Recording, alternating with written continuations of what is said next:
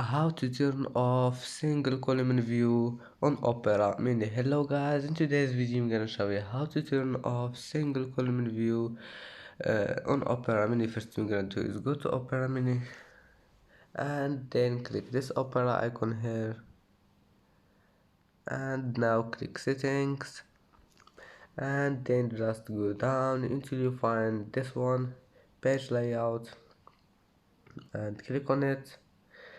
And now you will find this one here, single column view. Just click on it if you want to turn it off, and as you see, single column view has been turned off, and just by one click, and that's it. That's how to turn off single column view on Opera Mini, and that's it for today's video. If you like this video, please don't forget like and subscribe, and see you in the next video.